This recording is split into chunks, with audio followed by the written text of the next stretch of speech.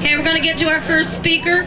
Our first speaker is a nutritional and traditional physician who has a private practice in Thomaston, Maine. And we give a big welcome to Dr. Edward Harshman.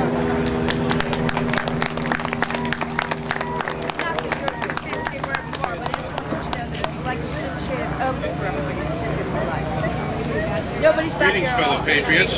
I was told I have 6 minutes to give a speech on Obamacare, and 4,000 pages, regulations that are 8 feet high. Sorry, teacher, I didn't do my homework. I didn't do all the assigned reading. I'll do the best I can. Let's begin in 1996, when there was the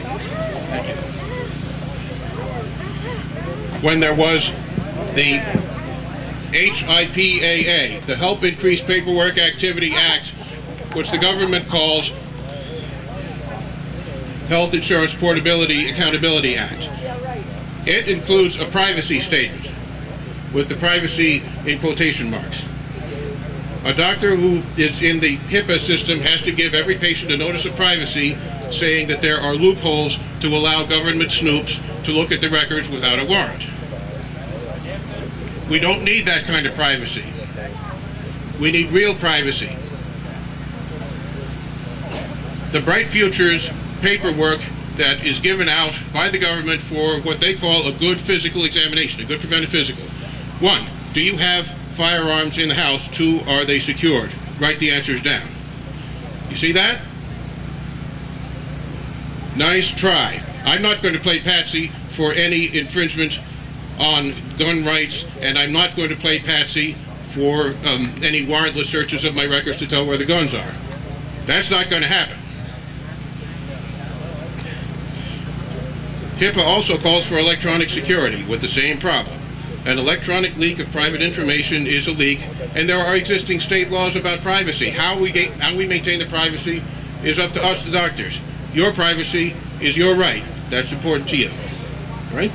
Also, there's a compliance officer needed under HIPAA to verify keeping up with the regulations. They want to sandbag all of the medical work, so there are not only doctors and nurses, there are bill collectors and compliance officers and paper airplane throwers or whatever, the idea being that if everyone was employed in healthcare or in government healthcare, there'd be no unemployment.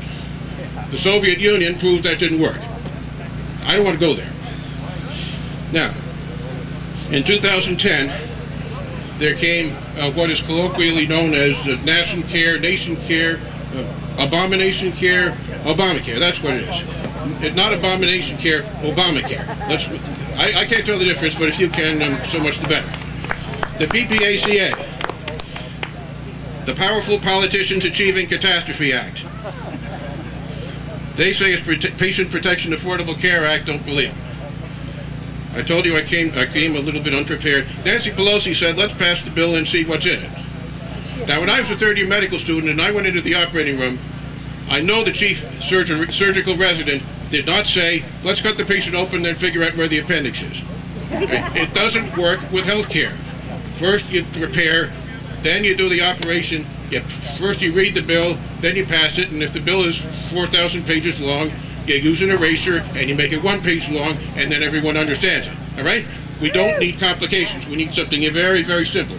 If it gets people better, it's legal, and if it gets people sicker, it isn't. That's all you need. Right? Now, the stated intent is to reduce out-of-pocket costs to the citizenry, including free preventive care. Out-of-pocket costs, not total cost. So that means a lot of insurance payments, high insurance rates, or high taxes. Take your pick. It's going to cost money. There is no evidence of trying to reduce costs directly with efficient methods, such as natural medicine. No erasing the FDA, the Fool and Dunce administration, the ones that are trying to interfere with nutritional things. Half or more of the patients that I have who have mental illness that I test for copper have low copper. So when someone is mentally ill in my practice, I say, take copper. Chelated copper, 2 milligrams a day. It's cheap. If it works, it saves a fortune on the expensive drugs. If it's $20 a month, that's not $200 a month. $180 a month saved per patient. Where is the help for the government to tell people to do that? You won't find it in the PPACA. Not there. And the other thing, who's heard of P.J. Cyriax? Anyone? No? He is a British orthopedist, and he wrote an outstanding book, or series of books, on how to do a physical exam on the musculoskeletal system to avoid the expense of CT scans, MRIs, and other things like that. No one ever heard of it. That's not good. We need to know how to save the money, how to bypass all of the expensive stuff.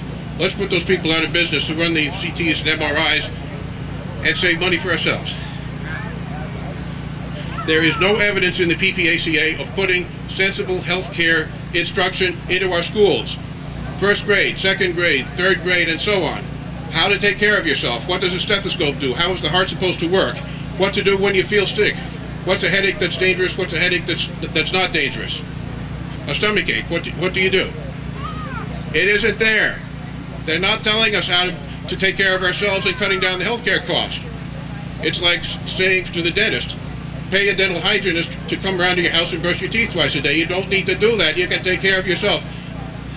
And we already have proof that it works. Insulin. There are plenty of diabetics who cannot afford frequent medical care. They buy the insulin, they buy the test strips, they buy the needles, they take care of themselves, and they don't have very high medical expense. So we know people can take care of themselves. It's tried and true. Look at the insulin use. Now let's see what else is going on with these idiots. The accountable care organizations. They are arranging for large institutions like hospitals to receive a bundled payment. Several $1,000s per hospital admission for a hip replacement. Heart attack, childbirth, whatever it may be, and it is the hospital administrators that will apportion the money among the administrators, the doctors, the nurses, and the janitors. All right? Now, what do you think they're going to do in terms of who's going to get rich and who's going to get poor? I don't think the doctors and nurses are going to like this very much. Now, let's take a look at electronic prescribing. That is required by PPACA. If Medicare physicians do not comply with electronic prescribing, non-compliant physician fees go down 1.5% this year, 2% next year, and there is no proof that there is improved patient outcome with electronic prescriptions.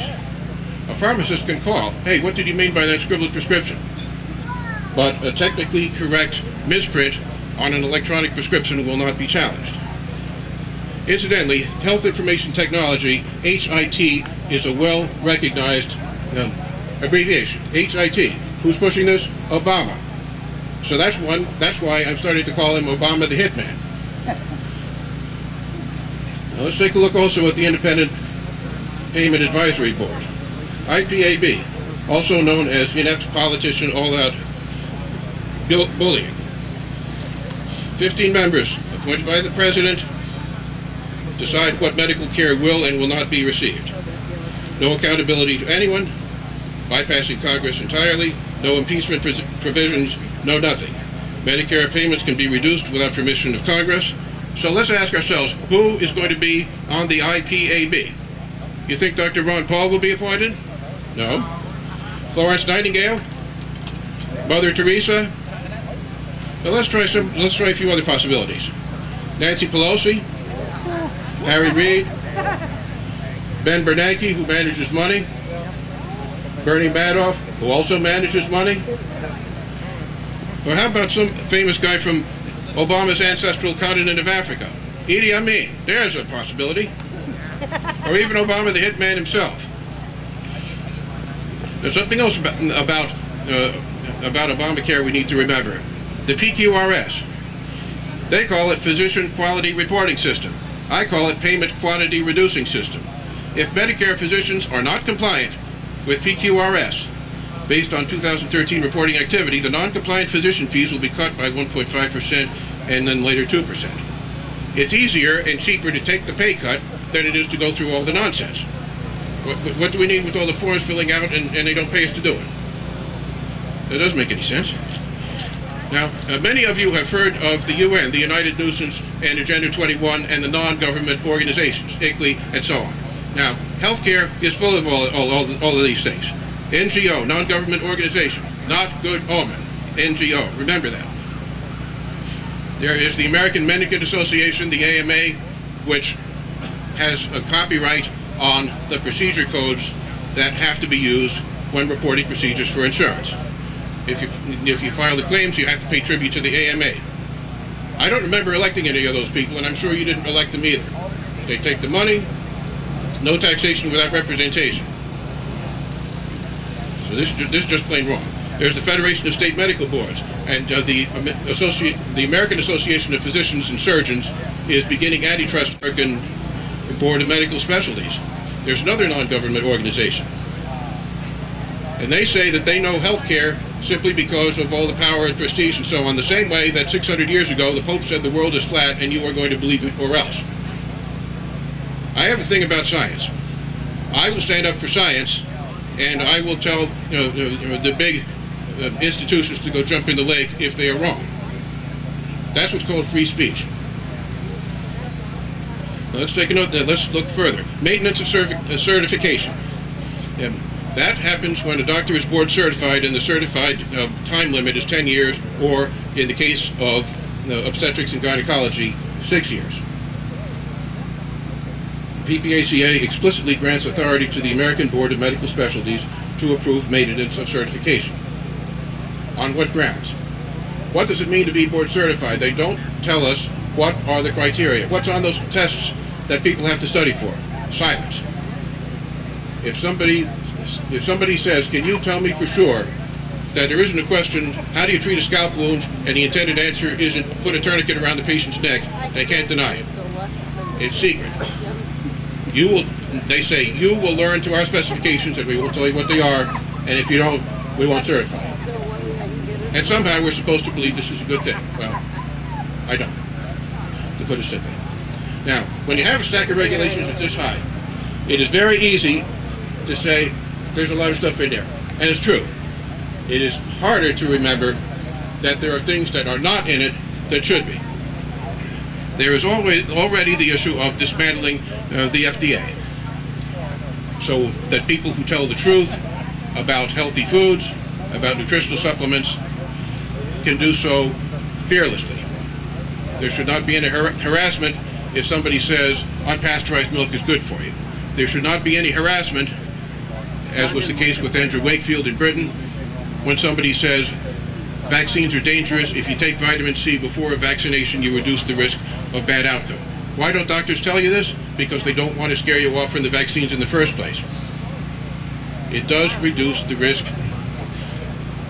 And let's look at hydrogen peroxide. The FDA says it may not be administered intravenously or in an artery, which is a shame. It's cheap, it's safe, it's effective. It was written up very positively in the Lancet in the 1920s, and human physiology has not changed that much in the past 90 years, and it's illegal. That's not good. And look at folic acid. There is credible evidence that it reduces the incidence of cervical cancer and helps it recover. You need a prescription for a strong dose. They don't let you buy a large dose without a prescription. That's not good. They are not on our side. Another thing, there's plenty of fraud out there. We all believe in working for a living. We want to keep what we earn, and that's as it should be. But there are people who apply for disability, and some of them are not truly disabled. Now suppose the Driver's License Bureau got hold of the records of the disability applicants and said, oh, you say you can't drive? Okay, we'll pull your license. They're not allowed to do that. Where was that, the connection? That permission of the Motor Vehicle Bureau to proofread the disability applications, where was that in PPACA? This high? Nowhere. They're not trying to stop fraud. Where is the restriction on non-governmental organizations within the states in PPACA? It's not there. Okay, I think I'm running out of time, but let me show you everything good about PPACA. You can read it right here. All right? It's very simple. Okay. So, I now yield to the next speaker.